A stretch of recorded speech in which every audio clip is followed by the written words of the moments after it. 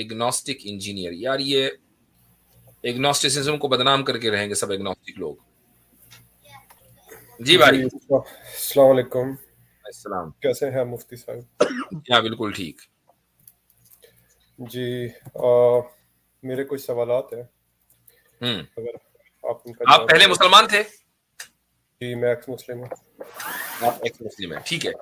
तो मेरा आपसे वही सवाल होगा भाई, हम एग्नोस्टिक से वही सवाल करें जो भी आपने सुना अभी, जो एग्नोस्टिक आए थे कि एग्नोस्टिसिज्म के लिए जरूरी है ना कि आपने दोनों तरफ के दलाइल जान लिए हों। तो क्या आपने दोनों तरफ के दलाइल जान लिए? किन दोनों तरफ के? यानी एग्नोस्टिसिज्म में आपको क्या शक है? खुदा के वजूद मौजूद होने ना होने में शक है ना? एग्नोस्टिज्म में कोई शक नहीं है, इस्लाम में शक है मुझे, तो इसलिए। तो फिर आप एग्नोस्टिक ना हुए ना, फिर आप एथिस्ट हो गए। नहीं, चले सही है। आप असल में एग्नोस्टिज्म की दो बड़ी डेफिनेशंस होती हैं, काफी सारी टाइप्स होती हैं। चले एक आप हमें टाइप समझा दें, समझे हम मान लीजिए हमें नहीं पता, आप बताइए क्या है। एग्नोस्टिज्म जो होता है उसका मतलब ये होता है, एक वीक एग्नोस्टिज्म होती है जो कि ये व्यू पॉइंट असर्ट करता है कि जो ट्रू जो आइडियोलॉजिकल थियोलॉजिकल जो मैटर्स है उनके बारे में जो सच्चाई है वो हमें नहीं पता, ठीक है, लेकिन हो सकता है कि एक दिन हमें पता चल जाए, तो इसको वीक एग्नोस्टिज्म कहते हैं। और स्ट्रॉन्ग एग्नोस्टिज्म इसको कहते हैं कि हमें किसी दिन पता भी नहीं चल सकता कि सच्चाई है क्या, यानी डाइटी यानी गॉड, खुदा, उसके बारे में हमें किसी दिन पता नहीं चल सकता। तो एग्नोस्टिज्म आप इटसेल्फ एक फिलोसॉफिकल पोजीशन है। तो आप वीक है कि स्ट्रांग है? मैं वीक एग्नोस्टिक हूँ, अच्छा, वीक है। Empirical agnostic. जी, तो इसका मतलब ये है कि सच्चाई आपको पता चल सकती है लेकिन अभी तक पता नहीं चली। अभी नहीं पता चली। अच्छा, सच्चाई अभी तक पता नहीं चली, उसकी वजह ये नहीं, होगी, ये हो सकती है कि आपने मसलन खुदा के मौजूद होने के दलाइल को देखा, कंघाला, और आपको उसके मुकाबले में दलाइल नजर आए जो ज्यादा स्ट्रांग थे। फिर आपने खुदा के न होने के दलाइल को कंघाला, तो जो खुदा के होने के दलाइल थे वो कॉन्ट्रडिक्टरी नजर आए, तो आपको लगा कि यार एट दिस स्टेज मैं सच्चाई तक नहीं पहुंच पाऊंगा। ऐसे ही कुछ है। देखिए, मैं मुसलमान हूं तो मैं इस्लामिक गॉड की बात करूंगा, यानी अल्लाह की बात करूंगा, उसके होने के। मैं उसी की बात कर रहा हूं। आपने दलाइल दोनों तरफ के देख लिए जो एक दूसरे को डिफाई कर रहे हैं। मैंने इस्लाम के दलाइल देखे और उनको देखा और उसके बाद तो अपनी पोजीशन को असर्ट तो करा। खुदा के न होने के कोई दलाइल आपने नहीं देखे? खुदा के होने के दलाइल या खुदा, अच्छा, खुदा के ना होने के दलाइल। हाँ हाँ। एग्नोस्टिक पोजीशन क्या है कि खुदा भाई हो भी सकता एग्नोस्टिक है आप और तभी नहीं भी बनेंगे हो ना, एक सकता। बात सुनिए, जब आप ये कह रहे हैं कि मैं सच्चाई तक नहीं पहुंच पाया अभी तक, सच्चाई तक पहुंचने के लिए रास्ते में कोई ब्लॉक है, राइट? वो जो हाँ, ब्लॉकेज है वो क्या है? वो ये है कि दोनों तरफ के दलील एक दूसरे को कॉन्ट्रडिक्ट कर रही हैं। इसको हाँ, देखें तो सामने वो खड़ा, उसको देखें तो सामने ये खड़ा, ये कॉन्ट्रडिक्शन है। हाँ, तो अच्छा, अब आप, हाँ, तो अब मुझे आपसे सिर्फ ये पूछना है कि खुदा के होने के दलाइल तो बहुत सारे आपने पढ़ लिए होंगे, न होने के दलाइल भी पढ़े कि नहीं पढ़े? ना होने के खिलाफ जो दलाइल है वो पढ़े हैं, हाँ जी, पढ़े हैं बिल्कुल। और एक न चीज होने के, होती है, एक न मिनट, होने के, एक चीज होती है फिलोसफी में जिसे एक मिनट। कहते हैं ओक्कम रेजर। ओक्कम रेजर, ओक्कम रेजर होता है। जी, ओक्कम मैं रेजर होता है मैं सिर्फ से दुनिया समझना चाह भर। रहा हूं, न होने के दलाइल आपने पढ़े या नहीं पढ़े?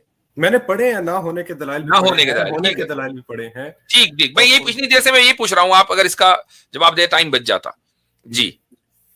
जी, तो अब आप जो बात कर रहे हैं ना, मैं आपको ये समझा रहा हूँ, फिलोसॉफिकल पोजीशन होती है, फिलोसॉफिकल टर्मिनोलॉजी है जिसे हम कहते हैं ओक्कम रेजर। ओक्कम रेजर का मतलब होता है कि आप वो जो के मतलब वो एक्सेप्ट करते हैं जो कि सिंपलिस्टिक एक्सप्लेनेशन किसी चीज की है। बहुत सारी एक्सप्लेनेशन मौजूद हो तो उसमें जो सिंपलिस्टिक एक्सप्लेनेशन होगी वो आप उठाएंगे। अब मिसाल के तौर पे अगर मैं इस्लाम छोड़ता हूँ, इस्लाम के खुदा को मैं अपनी लॉजिक की वजह से मैं छोड़ देता हूँ, इसका मतलब ये नहीं है कि मैं जाके हिंदुइज्म भी जाके पढ़ूं और उसके बाद मैं जाके बाकी रिलीजन भी पढ़ूं तब जाके मैं कहूँ कि नहीं, खुदा का वजूद नहीं है। क्योंकि एक हिंदू आके उठ के कहेगा कि यार आपने हमारे बारे में तो पढ़ा ही नहीं है। नहीं, you simply just apply Occam razor on that कि यार मुझे ये वाला सही नहीं लग रहा, इन सारे एविडेंस से मुझे लग रहा है कि खुदा नहीं है, तो इसकी वजह से मैं एक सिंपलिस्टिक एक्सप्लेनेशन लेता हूँ कि खुदा जब है ही मुझे नहीं।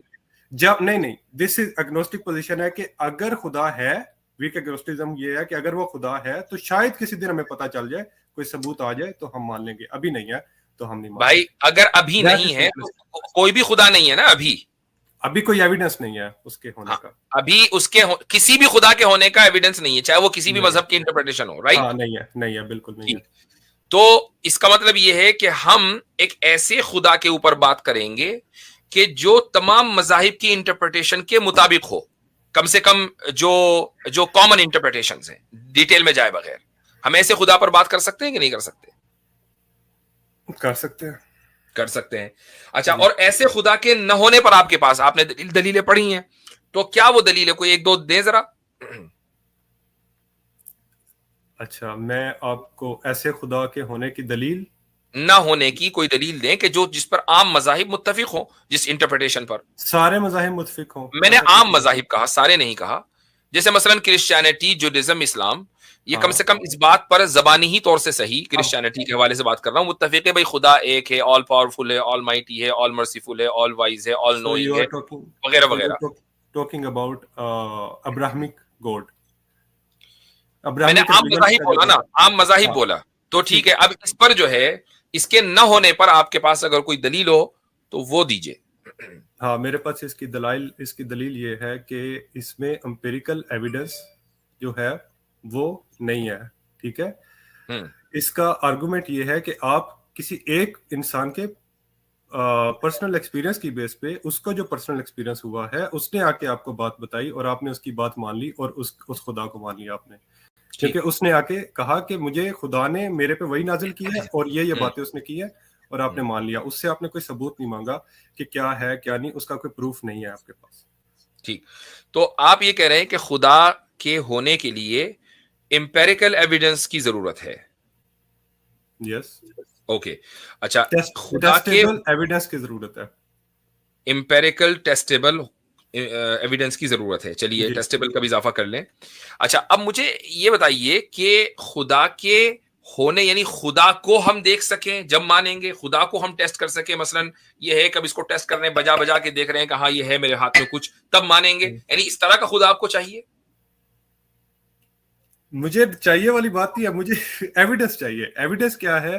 भाई एविडेंस एविडेंस की की तो नेचर, बात कर रहा हूं ना। एग्नोस्टिक एविडेंस, साहब, एक आप मिनट सर, मैं गोया उनसे ये क्लेम कर रहे हैं कि बात किसी भी वजूद का, किसी भी एग्जिस्टेंस का जो है वो उसी हाँ वक्त इकरार किया जाएगा जबकि वो टेस्टेबल हो। टेस्टेबल एग्जिस्टेंस है उसकी। यस। हम्म। ठीक है, यानी गोया और के टेस्ट वजूद टेस्ट वही है करेंगे सिर्फ। ऑब्जर्वेशन की बुनियाद पर, टेस्ट करेंगे जी हाँ ऑब्जर्वेशन के बाद। हाँ, टेस्ट का मतलब कि ये जो साइंटिफिक मेथोडोलॉजी है इनका, हाँ ठीक है, हाँ बिल्कुल। इसकी बेस पे जो है आप चीजों को के वजूद को इफर्म करेंगे। अगर कोई चीज उस दायरे से बाहर हो तो गोया कि वो वजूद नहीं है आपके नजदीक। ऐसा ही है ना? हो भी सकती है और नहीं भी हो सकती। तो नहीं, अभी तो आपने कहा, फिर आप ये भी कहें कि खुदा के ताल्लुक से तो आप ये बात नहीं कह रहे हैं। सर खुदा मुझे एक तो, बात, खुदा के बारे में तो आप ये कह रहे हैं कि ऐसा दलील चाहिए, ऐसा एविडेंस चाहिए जो टेस्टेबल हो और ऑब्जर्वेशन बेस्ड हो। हाँ तो मान लेंगे ना उसको, जब टेस्टेबल होगा, टेस्ट कर लिया जाएगा तो मान लेंगे। नहीं तो पहले अभी इस नहीं पे, है तो नहीं पहले मान इससे लेंगे। पहले एग्नोस्टिक साहब इस पे जो है बात होगी कि क्या वजूद जो है वो सिर्फ इसी जो आप बता रहे हैं मेथड, उसी मेथड के अंदर आती है, या वजूद का इस बात इसके बाहर से भी हो सकता है? या तो आप कहें कि नहीं इसके हाँ बाहर से भी हो सकता है, तो फिर हम कोई भी फिर दलील ला के दे सकते हैं। फिर आपका ये लिमिट करना कि नहीं ये दलील इसके अंदर की होनी चाहिए, फिर ये दुरुस्त नहीं है। या फिर आप तो कहें कि नहीं नहीं, कोई भी जो वजूद होगा वो इसी दलील से साबित होगा। दोनों में नहीं, से कोई एक बात माने आप। मैंने ये तो नहीं कहा। मैंने कहा कि टेस्टेबल हो, किसी भी तरह टेस्टेबल हो सकता है, जरूरी थोड़ी है कि वो साइंटिफिक मेथड आपने ही। ऑब्जर्वेशन की कैद लगाई, पहले ऑब्जर्वेशन फिर टेस्टेबल आपने कहा था। मैंने ऑब्जर्वेशन की कैप नहीं लगाई, मौलवी साहब ने ऑब्जर्वेशन की बात की है, लेकिन तो भाई आप आपने खुद ही कहा एम्पेरिकल, एम्पेरिसिज्म उसी एम्पेरिकल माने। चले सही है, आप टेस्टेबल सिर्फ ले ले, ठीक है, किसी भी तरह नहीं, टेस्ट कर ले। आप कुछ भी मेरी तरफ गढ़ दे, कह रहे चले सही है, आप खुद बोला आपने एम्पेरिकल। अच्छा मैंने मतलब एम्पिरिकल नॉस्टिक बोला है, साहब ठीक है। आपका क्राइटेरिया क्या है ये खुद अभी तक तय नहीं है। नहीं नहीं, आप बीच पे नहीं बोले, मैं मौलवी साहब से बात कर रहा था, आप बीच नहीं, में वो भी आपका मौलवी साहब है भाई, वो भी मौलवी साहब भाई है, मेरी दोनों। फोटो देख के नहीं लग रहा मैं मौलवी साहब हूँ। नहीं, आप है मौलवी साहब, ये लेकिन ये जरा डेंजरस मौलवी साहब, इसलिए आप उनसे बात नहीं करना चाह रहे। मैं मुझसे नहीं नहीं, चले मैं बात उनसे कर लेता हूँ, फिर एक इंसान से बात कर लेता हूँ। आप मुझे बता दें किससे बात करी, मैं उससे बात कर लेता हूँ, हम क्योंकि दोनों ही फिर बात करेंगे, पूरा पैनल यहाँ मौजूद है, आप पैनल से बात करने के लिए आए हैं। अच्छा चले, तो तो आप आपने टेस्टेबल इंपेरिकल एविडेंस, का लफ्ज आप वापस ले लिया। नहीं एम्पेरिकल हो या टेस्टेबल हो, इन दोनों में से कोई भी हो, I am okay with that. ठीक है। अच्छा, ठीक है। तो जी आसिम भाई, आप कुछ कह रहे थे। जी, तो मैं चाहता हूँ कि एम्पिरिकल तो बहुत यानी कि समझे कि वेल डिफाइंड वर्ड है, इस टेस्टेबल थोड़ा सा वेल डिफाइंड नहीं है, इसको थोड़ा डिफाइन कर दें कि जब आप टेस्टेबल कह रहे हैं तो क्या मतलब है, क्योंकि जब हम कोई अभी ला के देंगे आपको आर्ग्यूमेंट तो आप कहेंगे नहीं नहीं ये टेस्टेबल है ही नहीं, तो पहले वो बता दें टेस्टेबल का मतलब क्या होता है, चख के देख सकते हैं, सूंघ के देख सकते हैं, क्या मतलब टेस्टेबल का। मैं आपको एक मिसाल देता हूँ इस पे, एक जस्ट एक टेक एग्जांपल के एक साइंटिफिक स्पेकुलेशन है कि एक पैरेलल यूनिवर्स हो सकता है जो कि इन यूनिवर्स को मतलब क्रिएट करता है, पैरेलल यानी मल्टीवर्स की एक कॉन्सेप्ट है। तो अब हम उसको अभी हम मान नहीं रहे, बस इट जस्ट एन स्पेकुलेशन। जब कोई टेस्टेबल एविडेंस आ जाएगा मान लेंगे, जो उसका टेस्टेबल होगा उसी तरह का टेस्टेबल एविडेंस तो ये गोया ये आपका टेस्टेबल एम्पिरिकल ही है और कुछ नहीं है। हाँ हाँ हाँ, यही बात है ना, आपने टेस्टेबल को डिफाइन इंपेरिकल से कर दिया। नहीं, आपने अजर्ट किया ना अभी क्या नाम है तो आपका? भाई आप डिफाइन कर दिए ना कि टेस्टेबल का मौलवी मतलब कासिम, मेरे नजदीक ये है। आप कोई एविडेंस जो आपके दिमाग में आर्गुमेंट है आप लेकर आए, मैं फिर बताऊंगा कि वो नहीं, टेस्टेबल लफ्ज कैसे आपका है। लेकर मैं आऊं, आपने एक लफ्ज इस्तेमाल किया तो यकीनन उस लफ्ज की जो पूरी डेफिनेशन है वो आपके जहन में होगी। जब ये आपने कहा या तो इंपेरिकल हो या टेस्टेबल हो, और टेस्टेबल का लफ्ज आपने बाद में ऐड किया इंपेरिकल के बाद, तो कोई ना कोई उसके पीछे मकसद होगा उस लफ्ज के इस्तेमाल करने का, तो वो आपको पता होना चाहिए ना मेरे भाई। मुझे पता है, लेकिन मैं अभी आपको तो मैंने वो क्या मिसाल क्या है? दिया है? नहीं अभी मिसाल मैंने नहीं, क्या एग्जांपल आप दिया उसको है? डिफाइन करें, आप उसको डिफाइन टेस्टेबल, करें। वो मिसाल इस पर सादिक नहीं आ रही। आपने कहा कि हम इसलिए नहीं मान रहे मल्टी यूनिवर्स क्योंकि अभी उसको टेस्ट नहीं अच्छा किया। भाई टेस्ट कैसे अच्छा, करेंगे चले बताइए, कैसे चले होगा मैं एक test?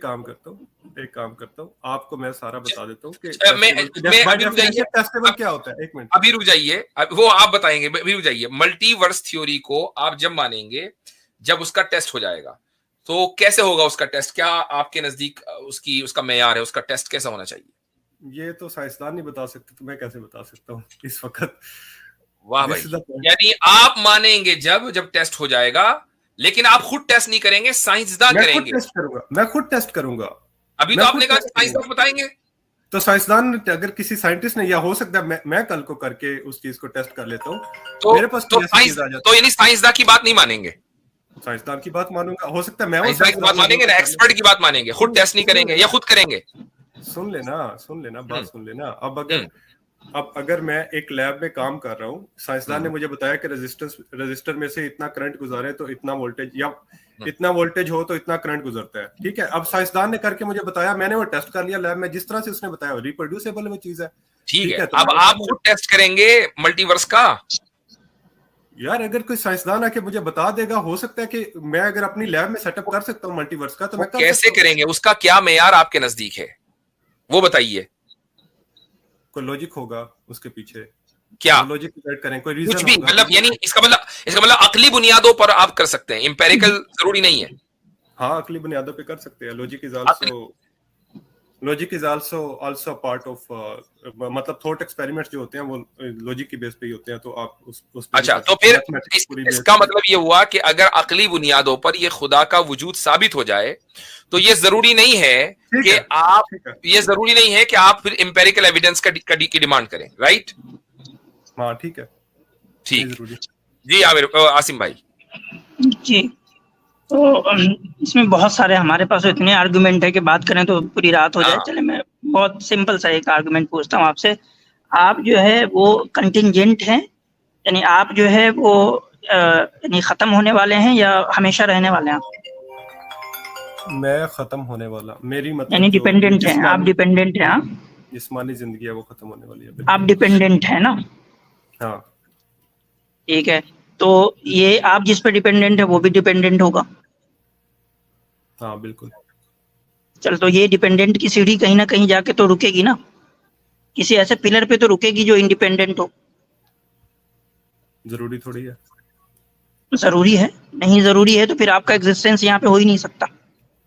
With in this time and space तो हम जाएंगे तो हम, अगर आप कहें कि कोई इंडिपेंडेंट उधर पिलर नहीं है खड़ा हुआ जो सारे डिपेंडेंट को संभाले हुआ है, तो फिर आप आए कहाँ से?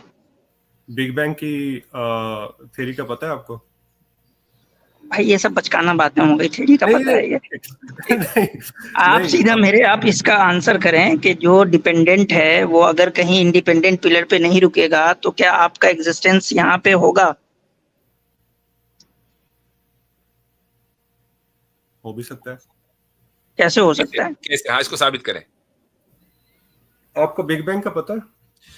अरे यार नहीं, सवाल पूछ रहा हूँ ना आपको। आप इसको साबित कर लीजिए पहले, वो पता होता रहेगा, हम साबित कर लीजिए। आपने अभी तक जितनी बातें बताई हैं उससे 10 बातें हमें आगे पता है। आप उसको साबित कीजिए कि अगर ये सिलसिला कहीं ना रुके तब भी आप एग्जिस्ट कर सकते हैं, बावजूद है कि आप कंटिंजेंट हैं, और कंटिंजेंसी का ये सिलसिला हमेशा चलता रहे इन्फिनिटली, आप तब भी मौजूद होंगे। इसको साबित कीजिए। नहीं, मैं नहीं हो सकता। अगर इन्फिनिटी चलता रहेगा तो फिर नहीं हो सकता। तो यार ये बात आप पहले मतलब कहीं ना कहीं जो है कोई इंडिपेंडेंट पिलर है। वो पॉइंट सही मतलब समझ नहीं आ रही थी ना उनकी, तो सही नहीं हो सकता, बिल्कुल नहीं हो सकता। तो आप यानी कि डू यू एग्री कि कोई ना कोई इंडिपेंडेंट पिलर है जो ये सारे, जिस पे ये सारे डिपेंडेंट जो है वो जो इवेंट्स है वो उस पर टिके हुए हैं? हाँ बिल्कुल, ठीक है। कोई इंडिपेंडेंट तो फिर एक इंडिपेंडेंट पिलर साबित हो रहा है, दैट इज गॉड। हाँ, वो मेरी नजर में बिग बैंग है, आपकी नजर में गॉड है। ठीक है। नहीं, आपकी नजर में बिग बैंग तो खुद भाई एक इवेंट है। इवेंट है ना, इवेंट गॉड है। बिग बैंग के बाद बिग बैंग तो खुद डिपेंडेंट एक इवेंट है भाई। बिग बैंग के बाद ही टाइम, आप कैसे साबित करते हैं कि वो डिपेंडेंट इवेंट है? क्या आपको पता है? क्योंकि भाई वो एक इवेंट है, एक टाइम फ्रेम में वो एक इवेंट है, तो इसका मतलब ये है कि वो कंटिंजेंट है। अगर वो कंटिंजेंट नहीं होता तो वो उसी स्टेटस में रहता। वो अगर कंटिंजेंट नहीं रहता तो वो उसी स्टेटस में रहता। अगर बिग बैंग कंटिंजेंट नहीं होता तो आप जो है वो उस इवेंट्स के पार्ट कैसे बनते? आप बन ही नहीं पाते। सर, आपकी बात को मैं स्टीलमैन कर रहा हूँ। आप ये कह रहे हैं कि जो बिग बैंग है वो भी किसी टाइम और स्पेस में हुआ है, आप ये कह रहे हैं? क्योंकि आपकी बात अभी आपने ये बात की है।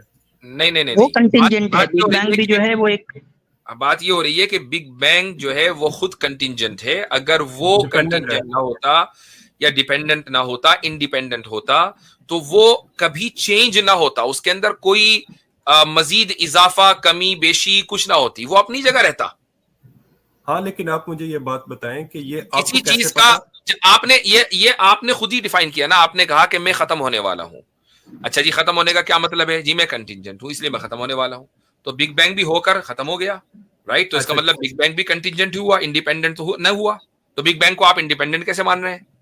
अच्छा, चले मैं इस बात को भी मान लेता हूं कि आप कह रहे हैं बिग बैंग डिपेंडेंट है या इंडिपेंडेंट है। पोजीशन क्लैरिफाई कर दो मुझे। भाई डिपेंडेंट है ना, वो कंटिंजेंट है। जो बिग बैंग को अगर मान भी लें आप, आपकी बात मान ली, बिग बैंग डिपेंडेंट है, ठीक है। आप ये कह रहे हैं कि बिग बैंग जो है वो डिपेंडेंट इवेंट है, किसी और फोर्स ने बिग बैंग किया, और उसको आप कह रहे हैं कि ये वो फोर्स जो है वो खुदा की फोर्स नहीं, इसके लिए कॉज का आप लफ्ज इस्तेमाल करें तो ज्यादा बेटर होगा, फोर्स से ज्यादा।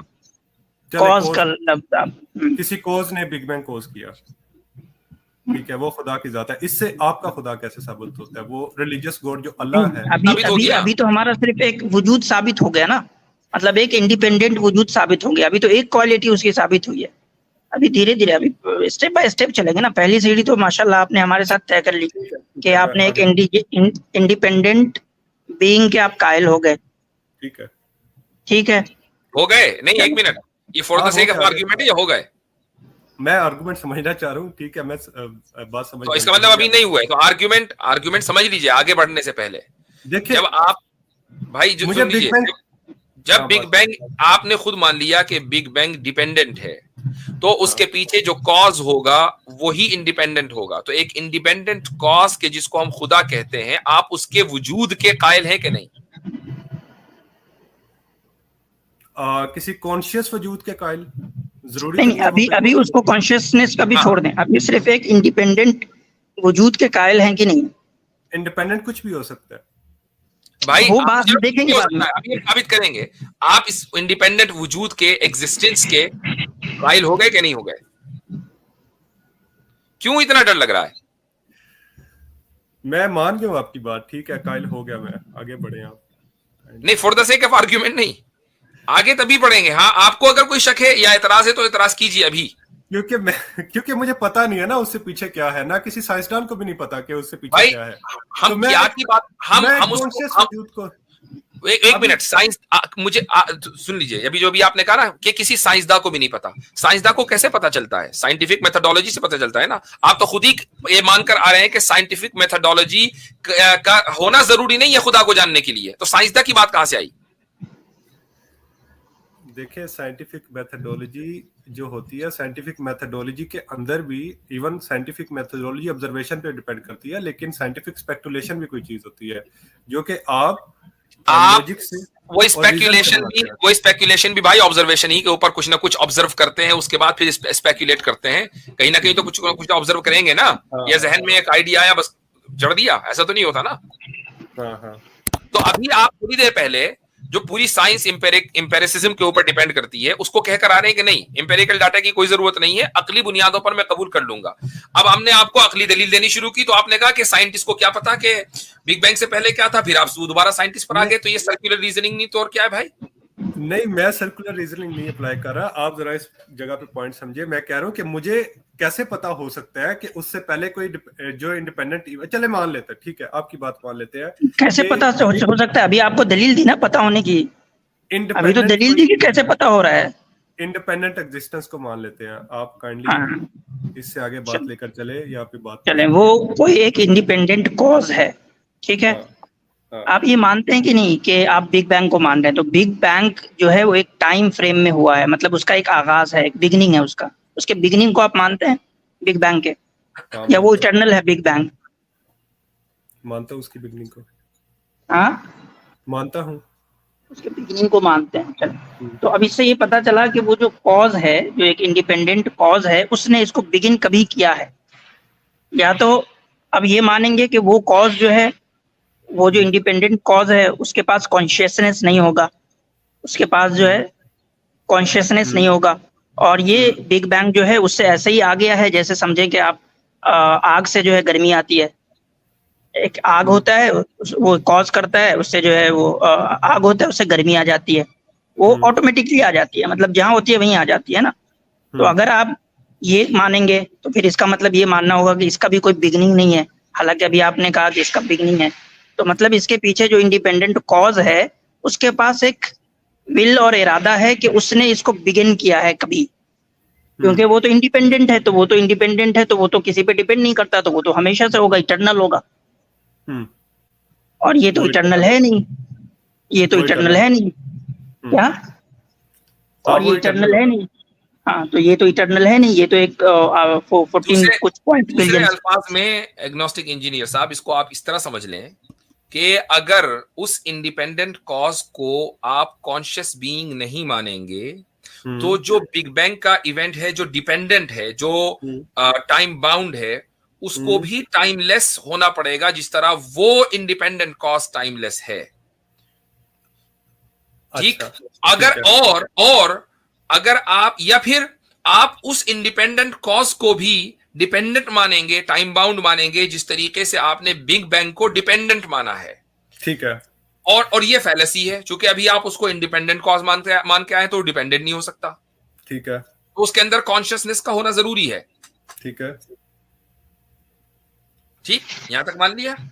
ठीक है, उसका कॉन्शियसनेस होना जरूरी है। ठीक है। अब ये साबित हो गया कि एक सुप्रीम बीइंग जो इंडिपेंडेंट है और उसके अंदर कॉन्शियसनेस भी है, उसका होना जरूरी है हमारे वजूद के लिए। ठीक है। अच्छा, आप ये कह रहे हैं कि उसका कॉन्शियस होना जरूरी है। ठीक है, वो कोई इवेंट कोज करता है। ठीक है, यही बात है आपकी? ठीक है। हाँ। अच्छा, तो क्या वो बीइंग जो है वो कॉज एंड इफेक्ट से बाहर है? ये मेरा सवाल है भाई। वो इंडिपेंडेंट, वो डिपेंडेंट नहीं है ना, वो इंडिपेंडेंट है तो वो कॉज एंड इफेक्ट से तो बाहर ही होगा, वो तो कॉज से बाहर होगा ना अपने, ये तो वो तो बस इफेक्ट करता है ना। एक मिनट, ये तो आप अकली दलाइल नहीं, आप भी यही कह रहे हैं, आप भी यही मानकर आए हैं, क्योंकि अगर आप उसको कॉज एंड इफेक्ट के सिस्टम में डालेंगे तो फिर आप मौजूद नहीं हो सकते। अभी आपने कहा कि कॉज एंड इफेक्ट का सिलसिला इन्फिनिटली नहीं चल सकता, वरना मैं मौजूद नहीं हूंगा। अभी आप मानकर आए हैं, उससे पलटिए मत। ठीक है, मैं आपकी बात से, मैं उससे नहीं पलट रहा, लेकिन मैं आपसे सवाल पूछ रहा हूँ सिर्फ कि क्या वो कॉज एंड इफेक्ट से बाहर है? ये तो आपने जब उसको मान लिया कि वो इंडिपेंडेंट है, तो उसी वक्त आपको ये भी मान लेना चाहिए कि वो कॉज एंड इफेक्ट के इस जो है वो साइकिल से बाहर है। ये तो खुद ब खुद हो गया। फिर आपका ये पूछना मतलब, जो आप जवाब देंगे ना, मैं उसको मान लूंगा। जो आप जवाब देंगे ना, दो चीज हो गई, दो चीज साबित हो गई कि एक इंडिपेंडेंट कॉज है और वो कॉन्शियसनेस है, कॉन्शियसनेस रखता है, कॉन्शियस है। ठीक है। ठीक है, और क्या वो कॉज एंड इफेक्ट से बाहर है? वो कॉज से बाहर है, वो इफेक्ट बस करता है। वो बस इफेक्ट करता है, वो कोई मतलब हाँ, वो कोई उसका कोई कॉज नहीं है। कोई सारे कॉज जो है ना, सारे कॉज जो है, हाँ, सारे इफेक्ट जो है वो उससे ही है, लेकिन ठीक उसका कोई जो है कॉज नहीं है। ठीक है, उसका कोई कॉज नहीं है, इंडिपेंडेंट बीइंग है, उसका कोई कॉज नहीं है, उसको किसी ने कॉज नहीं किया, वो कॉज एंड इफेक्ट से बाहर है। यानी वो कोई भी काम जो कॉज एंड करता है, इफेक्ट नहीं, आप बार बार फैलेसी कर रहे हैं। कॉज एंड इफेक्ट नहीं, वो इफेक्ट करता है, तभी तो हम यहाँ पे हैं। आप उसने जो बता है दें, तख्लीक की, उसने आप जो मुझे है वो बता दें मैं इवेंट। कौन सी फैलेसी कर रहा हूँ, काइंडली मुझे मुझे भी थोड़ा पता चले कि मैं मैं आपको बार बार कह रहा हूँ कि वो कॉज, उसका कोई कॉज नहीं है, वो इफेक्ट करने की ताकत रखता है। ठीक है, उसका कोई कॉज नहीं है, लेकिन वो इफेक्ट करने की ताकत रखता है, तो फिर आप उसको कॉज एंड इफेक्ट से बाहर है, कॉज एंड इफेक्ट से आप बाहर है कर। आप मुझे डिफाइन करेंगे कॉज एंड इफेक्ट क्या होता है? अरे यार नहीं नहीं, एक मिनट, मुझे थोड़ी समझ नहीं आ रही ना इनकी बात की, कि वो अफेक्ट भैया, कैसे करता है, आप cause अपने नहीं माँ बाप के इफेक्ट हैं, आपके माँ बाप आपके कॉज हैं। करता। हाँ हाँ, ये है, दैट्स इट, बिल्कुल सही। बस सिंपल सी बात है ना। हाँ बिल्कुल सिंपल सी बात है। तो इसका मतलब है कि something happens because of something else, मतलब पहले कुछ हुआ, उसके बाद कोई चीज होती है। ठीक है, अब मुझे एक बात ठीक है। बताएं, आप यहाँ पे मेरा सवाल है, आप मुझे ये बात बताएं कि क्या मैं जब कोई बुरा काम करता हूं उसके बदले मुझे दोजख मिलेगी? अरे भाई, अब कहाँ कूद के आप जा रहे हैं? नहीं अभी नहीं तो नहीं हम नहीं वो वजूद है, नहीं, सवाल अभी अरे तो हम अभी खुदा अभी के बात वजूद कर पे रहे बात हैं, कर रहे थे। अरे मैं आपके खुदा को अभी मान बात लिया, कर रहे हैं हम आगाज आजकल की, आप मसला चले गए इंतहा पे। अभी तो हम आगाज की बात कर रहे हैं, इंतहा पे कहाँ पहुंच गए? जन्नत मैं दोजख का तो इंतहा में मामला है। अरे यार, अच्छा जी, just bear with me for एक थोड़ी सी देर के लिए ना, सिर्फ ये बात मुझे समझाए कि मैं कोई थोड़ी देर, काम कर, यानी थोड़ी सी देर के लिए आपको बर्दाश्त करें, ठीक है, कर हाँ लेंगे। बर्दाश्त करें, बिल्कुल। मैं हाँ, बहुत शुक्रिया आपका अगर आप बर्दाश्त कर रहे हैं तो। जी जी जी, देखिए, अब अगर मैं कोई बुरा काम करता हूं तो फिर उसके हिसाब से मुझे उसकी सजा मिलती है, ऐसे ही है? बोलते रहे, अब बर्दाश्त कर रहे हैं हम आपको, बस हाँ बोलते रहे। हाँ हाँ, हाँ, ठीक है, इसका जवाब तो दे दें। नहीं नहीं, आप बोले फिर जवाब देंगे, क्विज कोई अरे खेल मैंने रहे हैं। आपके सारे सवालों के जवाब दिए हैं, आप काइंडली आप थोड़ा इसका जवाब दे आप दें मुझे। अपनी बात पूरी रखें, चूंकि अब मामला बर्दाश्त में चल रहा है, इससे बाहर नहीं होना चाहिए, बर्दाश्त से बाहर, ठीक है? अब आप चलते रहे। अच्छा, हाँ, अगर मैं कोई काम करता हूं और उसके बदले में मुझे कोई सजा या जजा मिलती है, तो इसका मतलब है कि मेरा जो काम है, यानी कोई खुदा मुझे सजा इस वजह से दे रहा है क्योंकि मेरा काम उसका कोज बन रहा है, उसका उस अफेक्ट का कोज बन रहा है, उस रिजल्ट का कोज बन रहा है। ठीक है, तो खुदा फिर आप कैसे, जो इस्लामिक आपका कोड है, काम उस रिजल्ट का, यानी दोजख में जाने का कॉज बन रहा है, ठीक है? कोज बन रहा है, तो फिर खुदा कोज एंड इफेक्ट से बाहर कैसे? जो ठीक, अल्लाह है, जो खुदा हाँ, की जात है, वो कोज एंड इफेक्ट से बाहर कैसे है फिर? वो सजा अल्लाह को मिल रही है, आपको मिल रही? मुझे मिल रही है। तो फिर आप ही हुए ना अंदर। अल्लाह को काहे को ला रहे हैं हाँ अंदर? हाँ, मैं एक मिसाल देता हूँ ना इस पे। अब मिसाल के तौर हाँ, पे मेरे एक यहाँ पे यानी मैंने, अपने अमल का नतीजा आप भुगत रहे हैं, ठीक? मेरी बात सुन ले, और कह रहे हैं कि अल्लाह ताला कॉज एंड इफेक्ट का हिस्सा हुआ। वाह भाई वाह। मेरे सामने गिलास पड़ा हुआ है, मैंने एक गिलास खाली था मेरे पास, ठीक है, मैंने उसमें पानी भरना शुरू किया, वो भर गया। कोस क्या था? पानी भरना शुरू किया, इफेक्ट हुआ, गिलास भर गया। तो अब गिलास पे इफेक्ट हो रहा है, लेकिन कोस क्या है? मैं उसको कोस, मतलब जो कोस है वो कुछ हो रही है, लेकिन कोस हो रहा है, कुछ हो रहा है। तो अब नहीं इसका नहीं मतलब नहीं है नहीं मैंने, नहीं नहीं, आप है कॉज, आपने पानी भरा हाँ और इफेक्ट ये है कि गिलास भर गया, ठीक? हाँ ऐसे ही यहां पर आपने गुनाह किया, हाँ इफेक्ट ये है कि आप जलेंगे। हाँ तो हाँ, फर्क मैं क्या हुआ? जलूंगा, जलाएगा कौन? जलाएगा कौन? अच्छा, अब आप ये कहें कि मैंने गिलास रखा हुआ है, मैंने इसमें पानी भरा, ठीक हाँ, है, मैं, और लेकिन इफेक्ट जो है वो आसिम इफ्तिखार, वो कॉज आसिम इफ्तिखार नहीं साहब है। नहीं, क्यों मुझे भाई? बताएं, जलाएगा कौन मुझे? यानी मैंने कोई भर गलत मैं काम? रहा हूं, भर रहा गिलास है, और कॉज हो गया आसिम इफ्तिखार साहब। अरे मेरे भाई, मैं आपसे बहुत सिंपल सवाल पूछ रहा हूँ, मुझे जला कौन रहा है? अब उसको इसी इसी पानी वाली की मिसाल ले लें। हम्म आपकी टंकी में पानी आ रहा है, ठीक? हम्म अब आपने गिलास टंकी के सामने रखा हम्म और वो पानी भर गया, ठीक है? हम्म तो आप ये कहेंगे कि ये जो वो बैठा हुआ है ना बड़े वाले टंकी के ऊपर, जिसने टंकी बंद नहीं की, मेन जो हम्म वाटर लाइन है, वो कॉज है इस गिलास के भरने का। भाई वो कॉज होगा कि ये आप कॉज होंगे कि आपने टंकी खोल के गिलास उसके नीचे रखा? अच्छा, या मैं वाटर अगर, सप्लाई, या वाटर सप्लाई कंपनी होगी कॉज? अच्छा अगर कोई मिसाल, चले एक और मिसाल दे देता हूँ। आप मेरे ख्याल अच्छा, से, मैं, ये वाली मिसाल फेल हो गई। नहीं फेल नहीं हुई, ये फेल नहीं हुई, असल में आप समझ नहीं पा रहे मेरी मिसाल को, या ये अब उतनी अच्छी मिसाल नहीं है जितनी कि आप हाँ, ये जो यही वाली बात है। ये सेकंड वाली बात ज्यादा सही अब है। अब अगर मेरे सामने चले, मैं एक पुलिस ऑफिसर हूँ और एक मुजरिम है और वो कोई जुर्म करता है, ठीक है, और मैं उसको जेल में बंद कर देता हूँ, ठीक है। अब जेल में कौन बंद कर रहा है? मैं कर रहा हूँ। लेकिन काम क्या था जिसकी वजह से उसको जेल में बंद किया जा रहा है? वो कॉज थी जिसकी वजह से उसको जेल में बंद किया जा रहा है। उसने कोई गलत काम किया था या उसने चोरी की थी, मैंने उसको जेल में बंद कर दिया। ठीक है, तो अफेक्ट क्या है? अफेक्ट हो रहा है और कोज भी हो रहा है। कौन कर रहा है इसको भी फिलहाल छोड़ दें, बट कोज है और इफेक्ट है। मैं बाउंड हूं कोज और इफेक्ट से, यानी अगर वो कोई गलत काम नहीं करेगा तो मैं उसको जेल में भी बंद नहीं करूंगा। अगर कोई पीछे कोई ये चीज पूछे कि भाई इसको जेल में क्यों बंद किया, अच्छा मैं एक सवाल आपसे, यही चलिए रुक जाइए, हालांकि ये मिसाल भी वैसे ही है पानी वाली, बल्कि उससे जरा कम दर्जे की मिसाल है, लेकिन मैं अभी इस मिसाल की फ्लॉस को बयान करने से पहले एक सवाल आपसे ये पूछ लेता हूं कि ये जो इसी मिसाल के ताल्लुक से एक आदमी ने जुर्म किया, ठीक, और अदालत में केस चला, मुल्क का कानून यह है कि उस आदमी को उस जुर्म की 5 साल सजा होगी, कम से कम मिनिमम 5 साल। अब क्या उसको जज को ये इख्तियार है कि वो उसको सजा न दे, जबकि कानून में लिखा है कि उसकी सजा मिनिमम 5 इयर्स है? जी, जज को इख्तियार नहीं है, बिल्कुल नहीं है ना, नहीं है। जज मजबूर है, कानून में लिखा हुआ है कि 5 साल की सजा देगा, ठीक। तो खुदा मजबूर नहीं, खुदा मजबूर नहीं है, वो आपको चाहेगा तो माफ कर देगा, माफ कर देगा मुझे, आपको चाहेगा तो माफ कर देगा, यानी एक गुनहगार को चाहेगा तो माफ कर देगा। वो ना करे, उसने अपने ऊपर कोई चीज लाजिम कर ली, वो बात अलग है, लेकिन वो लाजिम कोई किसी ने बाहर से नहीं किया, जज के ऊपर लाजिम हुआ है बाहर से। कानून साज काउंसिल ने, लेजिस्लेटिव जो काउंसिल है, उसने जज को ताबे किया है कि ये है मुल्क का कानून, इसके मुताबिक चलेगी आपकी अदालत। खुदा के ऊपर कोई लेजिस्लेटिव बॉडी नहीं है, उसने खुद ही कहा है कि वो जो चाहे गुनाह माफ कर दे। हाँ, शिर्क का गुनाह वो माफ नहीं करेगा। हाँ, और चले ठीक है, शिर्क का वो गुनाह माफ नहीं करेगा। अब इसी पे आ जाते हैं, शिर्क का गुनाह वो माफ नहीं करेगा। अब अगर ये कानून कहाँ से बना है, शिर्क का गुनाह वो माफ नहीं करेगा? कानून इसे खुद बनाया है, उसने खुद बनाया, ठीक है, उसने खुद बनाया। इसका मतलब है कि अगर मैं शिर्क करता हूं और मैं दोजख में चला गया, ठीक है, खुदा ने मुझे, अब कोज क्या है? शिर्क, और इफेक्ट क्या है? दोजख में जाना। अगर मैंने शिर्क ना किया होता तो मैं दोजख में ना जाता। अब कोई पूछे कि हाँ भाई दोजख में क्यों हो? क्योंकि मैंने शिर्क किया था। इसका मतलब कि बाउंड हो गया कोज एंड इफेक्ट से। तो आप हुए ना, खुदा तो नहीं हुआ ना। खुदा तो खुद ही तो आप कह रहे हैं कि मैंने शिर्क किया इसलिए मैं गुनाह, तो शिर्क आपने किया ना, कॉज आप हुए ना। खुद ही कह रहे हो कि मेरा शिर्क करना कॉज है, खुद ही मान रहे हैं, फिर खुदा को बाउंड कर रहे हैं।